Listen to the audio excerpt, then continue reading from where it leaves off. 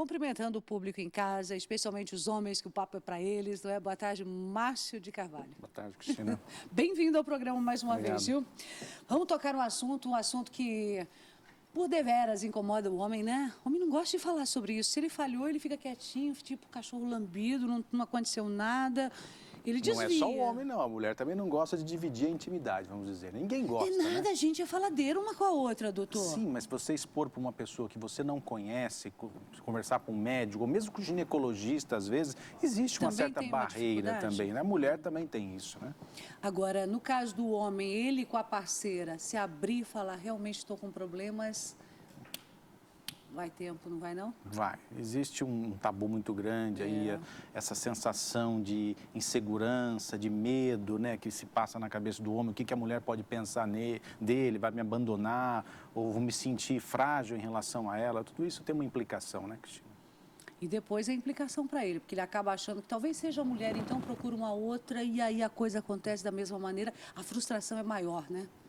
Não faça isso. Quanto mais ele tenta provar para ele mesmo que pode estar bem, aí que vem as falhas mesmo, aí que a consequência torna-se mais difícil para ele superar, né? Encarar, eu acho que não é fácil. Agora me fala uma coisa, no seu consultório tem muitos pacientes que chegam lá conversando, falando, se abrindo, que estão usando os medicamentos do Paraguai? Vamos falar sério. Vamos falar seríssimo. sério. Isso é muito sério.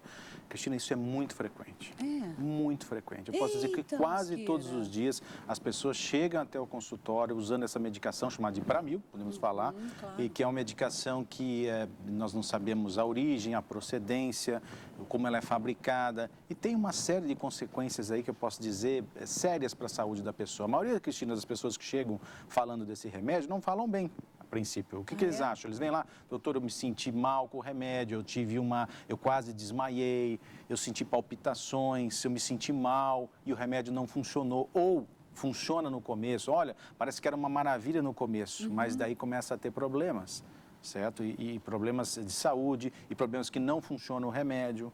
Então, a melhor maneira mesmo é a pessoa saber onde que ele está pisando. Ele tem que saber o que ele tem, ele tem que saber que medicação é melhor para ele, o que eu vou usar, por que eu vou usar isso, quanto tempo eu vou usar. Quer dizer, que consequências eu posso ter tomando esse remédio? Deixa eu fazer uma pergunta, eu acho que uma dúvida que vai esclarecer, inclusive, para muitos homens que estão nos assistindo. Esses medicamentos para manter a ereção, para fazer o homem ficar todo feliz da vida, né? Ele tem algum tipo de contraindicação? Porque, assim, a impressão que dá é que pessoas com problemas, assim, cardíacos, ou se tem algum problema de doença grave, e começar a usar, se automedicar mesmo, como o Pramil, ele vai ter um problema muito mais sério. Tem também, então isso é importante a gente salientar. Existem algumas substâncias que as pessoas podem tomar, podem estar tomando para o coração, à base de nitratos, algumas substâncias para o coração, que interagindo com esse medicamento, podem causar, por exemplo, uma queda de pressão muito abrupta, muito rápido, e a pessoa sofrer do infarto. Aí, ó, tá vendo só que sério Isso é sério, por isso que eu disse que o uso de se automedicar, ainda mais num medicações desse estilo, né? É muito perigoso a pessoa brincar com a sua saúde simplesmente para achar que vai melhorar seu desempenho e de repente não melhora com esse remédio, tem consequências, efeitos colaterais que pode ter uma consequência futura aí difícil de superar. Falando agora dos tratamentos, isso depois de passar por você, enfim, tratamentos para impotência ou mesmo ejaculação precoce, no caso. Esses tratamentos, eles vão para a vida inteira? Porque eu acho que é uma dúvida também masculina, de repente falar, eu vou me tornar dependente para o resto da vida comprimidinho, vou ter que ficar tomando medicamento para poder ter uma vida sexual boa? O assunto é, será que eu vou tomar esse remédio, estou com um problema sexual, faço um diagnóstico, começo a tomar esse remédio, eu vou usar para o resto da vida? Nós não sabemos, depende da gravidade de cada caso. Existem casos em que a pessoa tem que tomar continuamente, até 6 meses, 1 ano, para poder ter uma melhora espontânea. Né? Cada caso é um caso, Cada caso é diferente. Existem casos que são graves, que a gente só consegue melhorar depois de meses usando medicamento. E muitos casos tem que se tomar para o resto da vida. Outros casos não. Os casos a gente consegue melhorar em pouco tempo. Depende de cada caso, da gravidade de cada caso, da consequência. O do tempo que né? ele também tem demorado para buscar ajuda? Eu tenho falado isso constantemente. Quanto mais tempo a pessoa demora para procurar ajuda, mais chance, ou seja, mais demorado vai ser para ele recuperar. Problema. Porque começam a vir as complicações emocionais, insegurança, medo de falhar, todos esses problemas emocionais, que eu cito até de complicações emocionais, vão tornando o tratamento cada vez mais difícil de superar. Então, as pessoas não podem se automedicar, as pessoas têm que tomar o remédio certo. E eu digo para todos, todo tratamento tem que ter um começo, um meio e um fim.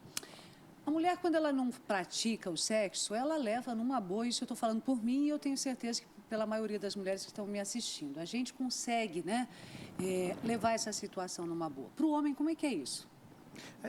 O homem, nem sempre a situação vem mais simples, né? Porque falar de sexo, mesmo que nós estávamos comentando, dividir a sua intimidade com um estranho, chegar até o consultório, aquela frase que você colocou no começo.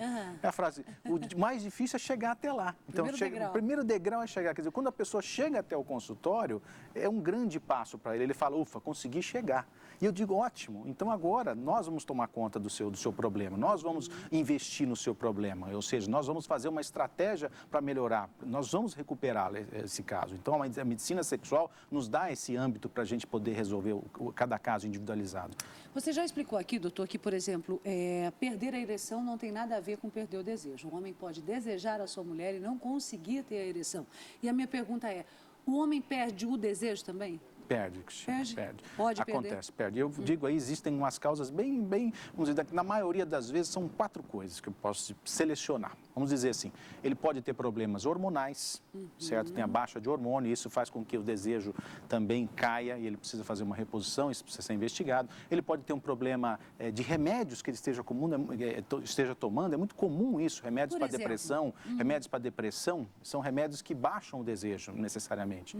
Então, é importante saber, muitas vezes, se ele está tomando algum remédio, se ele tem hormônio baixo. E as outras 2 causas são, veja bem, emocionais. Vamos dizer assim, tristeza, depressão, também baixa o desejo. Se ele não está bem consigo mesmo, se ele está chateado com a sua vida, se ele não está bem emocionalmente, também baixa o desejo, ele não deixa de procurar a parceira, né? E uma outra causa muito frequente é a parceira também. Muitas vezes a química não está batendo, então ele deixa de procurar a esposa, ou às vezes não está se sentindo atraente, não está sentindo a sua esposa atraente para ele mesmo. Ou ele mesmo pode se sentir não atraente. E o homem é muito visual, né? Muito visual. De repente ele pode achar, ele não vai chegar para a esposa falar, e ele até sente isso, mas inconscientemente ele pensa, eu não estou conseguindo ter atração por ela. Às vezes ele chega no consultório, ele procura falar com a gente, mas será que o doutor, o senhor não vai falar para ninguém? Olha dos lados no consultório. Doutor, ele tem medo de falar sobre isso, né? Tenta me explicar, eu não sei se você conseguiria, ou se a medicina já conseguiu, essa história de química. O que é essa coisa de pele que não acontece com todo mundo? Não é em toda esquina, porque senão todo mundo saia se pegando, né, gente? Não é assim. A química não é você ver uma pessoa, olha, tem uma química com você excelente. Não. Isso é o tempo, né? Isso pode demorar meses, anos para você descobrir que você tem a química com essa pessoa. Que isso implica, Cristina, fatores de desejo, fatores visuais, fatores emocionais, fatores conjugais, de relacionamento. Então, tudo isso faz com que haja química entre o casal. A mulher não é só visual também. Ela gosta de um elogio, ela gosta de ser cortejada. Então, todas essas situações fazem o casal ter a química. Então, definir química é o quê? Uma condensação, uma mistura de vários sentimentos? De vários sentimentos que fazem a relação ser boa. Se a relação é boa, a química existe. Mesmo que ele tenha atração física pela pessoa, muitas vezes, mas aí o relacionamento não vai bem, isso acaba se esfacelando, acaba não surgindo, não tendo aquele efeito que seria necessário, né? Quando a gente fala e toca no assunto de ejaculação precoce, essa coisa de o homem chegar lá, mas parece até a sensação, né, dele é de que ele também não chegou lá, apesar de ter acontecido. Para a mulher piorou, porque a mulher fica lá atrás há milênios, né? Então, assim, a minha pergunta é um tratamento que tem que ser feito médico ou psicológico? Boa pergunta, Cristina. O tratamento da ejaculação precoce, ele precisa ser médico ou psicológico? Eu digo os dois, seria ideal. É mesmo? Seria ideal. Existem fatores orgânicos associados em alguns casos, mas o fator emocional sempre está presente. Como eu disse, toda disfunção sexual nunca podemos separar de complicações emocionais. A pessoa que tem um problema sexual, especialmente a ejaculação precoce, ele torna-se inseguro também. Então, ele tem uma ansiedade associada. Nós não sabemos se a ansiedade é causada pela ejaculação precoce ou se a própria ansiedade causou a ejaculação precoce, ou o contrário. Então, é necessário sempre poder visualizar de uma forma ampla os problemas sexuais, principalmente a ejaculação precoce. Muitas vezes é necessário um auxílio de um psicólogo, um auxílio de um tratamento psicológico para melhorar esses problemas de ansiedade, né? O conjunto seria melhor. A gente tem que sempre dizer que a ejaculação precoce, o tratamento é multidisciplinar. Mas ele está mais enraizado onde? No psicológico do camarada? Depende de alguns casos. Por exemplo, aquele caso que a pessoa, por exemplo, existem trabalhos mostrando que o caso que a pessoa que sempre foi ejaculador precoce, que ele nasceu assim, desde quando ele se conhece sexualmente... Aí é fisiológico.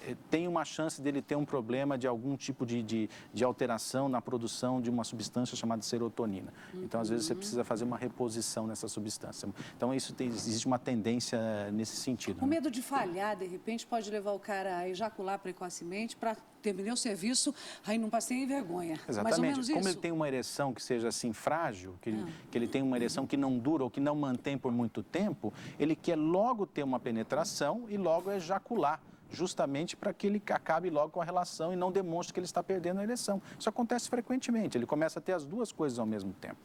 Agora, me fala com relação à participação da mulher. Ela tem participado, assim, quando vai com o marido no teu consultório, por exemplo, e você indica o tratamento, ela tem andado junto com o marido? É interessante. Ela é parceira?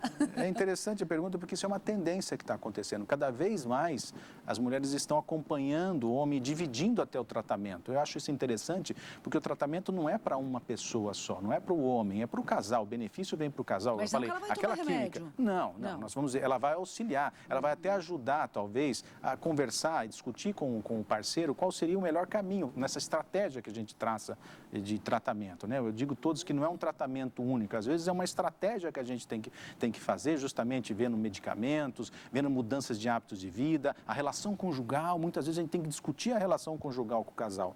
Mesmo nós temos que discutir, os médicos têm que discutir essa parte emocional do casal. Junto ali até... Tudo, eu digo sempre, Cristina, não é um tratamento, é uma estratégia de tratamento. É mesmo? É lá. Que coisa. Agora, com relação à cirurgia de próstata, que a gente já tem falado tanto aqui no programa, você diz com relação hoje às fisioterapias imediatamente pós a cirurgia. E essa do robô, ela também prejudica a potência? A cirurgia de robô hoje na próstata, cada vez se fala mais. Nos Estados Unidos, 99%. Aqui já faz? Já faz em São Paulo. Nós temos em São Paulo e alguns outros centros que já estão fazendo esse tipo de cirurgia. Aí a pergunta vem, doutor, se eu fizer a cirurgia de robô, como é feita lá nos Estados Unidos com muito mais frequência que aqui, eu vou ter as mesmas chances, vou ter aquelas sequelas na parte sexual e parte urinária, fazendo com o robô que faz lá, com mínima incisão?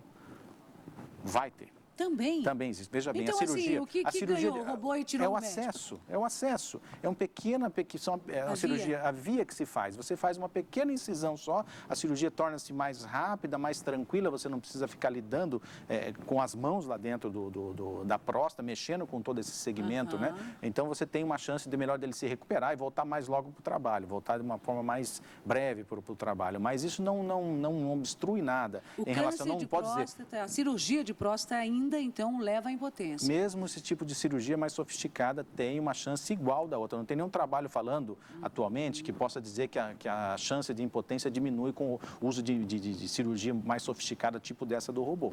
Então a situação é a mesma. A vantagem hoje de uma cirurgia de próstata é a abreviação da morte, né? Porque a impotência ele vai ter com a próstata ou com a cirurgia? Ele tem uma chance grande, tem fatores que tem uma chance maior, por exemplo, idade. A pessoa com uma idade de 50, 55 anos tem menos chance de ter problemas sexuais.